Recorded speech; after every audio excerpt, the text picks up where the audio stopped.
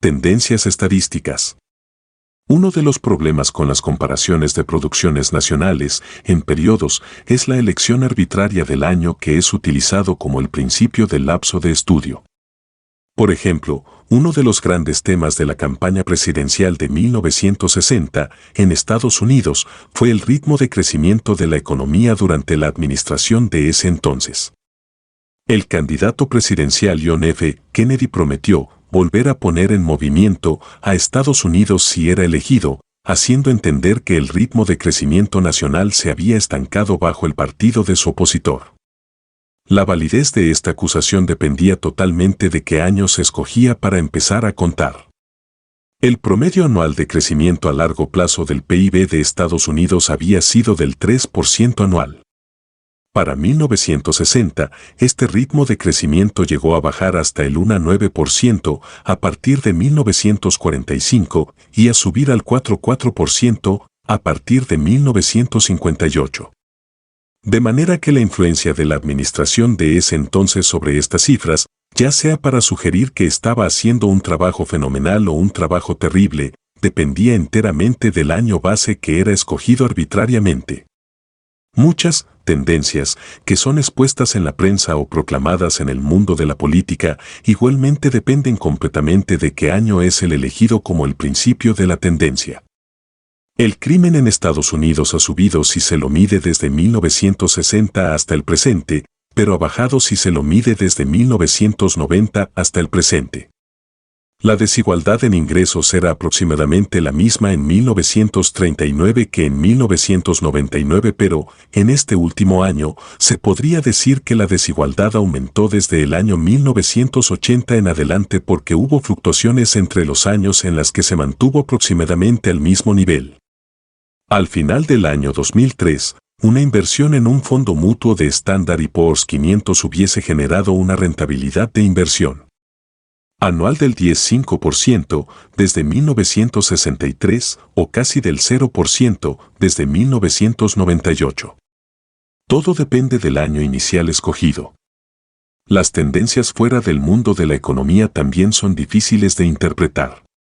Se ha dicho que las tasas de mortalidad en accidentes automovilísticos han bajado desde que el gobierno federal comenzó a imponer una serie de regulaciones de seguridad. Esto es cierto, pero también es cierto que las tasas de mortalidad en accidentes automovilísticos venían bajando hacía varias décadas antes de que el gobierno federal impusiera regulaciones de seguridad. ¿Es acaso la continuación de una tendencia que existía mucho antes de que una política se haya puesto en marcha a prueba de la efectividad de dicha política? Los datos sobre la producción nacional, al igual que muchas otras estadísticas, fluctúan con el tiempo. Esto hace posible decir que la tendencia es al alza o a la baja, dependiendo de qué punto de estas fluctuaciones se elige como el año inicial para comenzar a contar. Incluso en la ausencia de una manipulación deliberada de datos de tendencias, confusiones legítimas pueden llevar a falsas conclusiones. Una de las primeras cosas que se enseñan en un curso de introducción a la estadística es que la correlación no implica causalidad. Desafortunadamente, también puede ser una de las primeras cosas que se olvidan. En algunos países, especialmente en aquellos en vías de desarrollo, tanta actividad económica toma lugar de forma extraoficial que los datos oficiales sobre la producción nacional omiten muchos, si no la mayoría, de los bienes y servicios producidos en la economía. En todos los países, el trabajo doméstico y que no es remunerado con un salario, cocinar, criar hijos, limpiar la casa, no se contabiliza. Esta inexactitud no afecta directamente las tendencias en el tiempo si el mismo porcentaje de actividad económica no es contabilizado ni en una época ni en la otra. Sin embargo, la realidad es que las actividades económicas domésticas han sufrido grandes cambios con el paso del tiempo en muchos países y varían en gran medida de una sociedad a otra en un momento dado.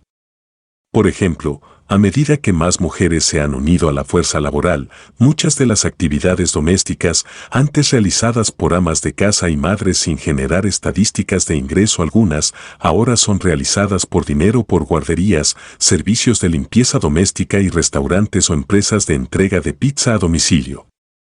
Debido a que el dinero ahora cambia de manos formalmente en el mercado, en lugar de hacerlo de manera informal en el hogar, entre el esposo y la esposa, las estadísticas actuales tienen en cuenta la producción de cosas que antes no eran contabilizadas. Esto significa que las tendencias de la producción nacional reflejan no solo incrementos en los bienes y servicios producidos, sino también un incremento en la contabilización de cosas que no eran tenidas en cuenta anteriormente, incluso cuando éstas ya existían. Cuanto más largo sea el periodo analizado, la transición de actividades económicas del hogar al mercado hará que las estadísticas sean cada vez menos comparables. Siglos atrás, era común para las familias cultivar su propia comida en su propio jardín o granja, y esta comida era por lo general conservada en frascos por la misma familia, en lugar de comprarla enlatadas en tiendas. Alexander Hamilton, en su informe sobre las manufacturas, de 1791, indicó que 4/5 partes de la producción de ropa usada por los estadounidenses eran hechas en casa. En los tiempos de los pioneros, en América del Norte o en algunos países del tercer mundo hoy en día, la misma casa podía haber sido construida por la misma familia, tal vez con la ayuda de amigos y vecinos. A medida que estas y otras actividades se han trasladado de la familia al mercado, el dinero pagado por ellas las hizo parte de las estadísticas oficiales. Esto hace más difícil saber con exactitud cuántas de las tendencias estadísticas sobre la producción en un periodo representan incrementos reales del total de la producción y cuántas de estas tendencias representan diferencias en las cantidades que han sido registradas o han permanecido sin registro. De la misma manera que las estadísticas sobre la producción pueden exagerar incrementos en un lapso de tiempo, también pueden subestimar estos incrementos. En países muy pobres, un incremento en la prosperidad puede verse estadísticamente como estancamiento. Uno de los estragos de la extrema pobreza son los altos niveles de mortalidad infantil, al igual que otras amenazas a la salud de terceros, causadas por alimentación, viviendas, servicios médicos y tratamientos de aguas residuales no adecuados. A medida que los países del tercer mundo mejoran su situación económica, una de las primeras consecuencias de un ingreso per cápita más alto es que más lactantes, niños y gente mayor débil puede sobrevivir desde el momento en que pueden acceder a una mejor nutrición y servicio de salud. Esto suele suceder, en especial, en los niveles más bajos de la escala de ingresos.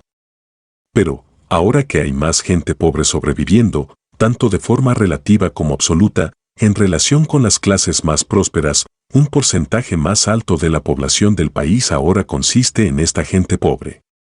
Estadísticamente, incluir en el promedio a más gente pobre puede subestimar el incremento promedio de ingresos reales del país o puede incluso hacer que el ingreso promedio se reduzca estadísticamente, a pesar de que cada individuo en el país tiene ingresos más altos que en el pasado.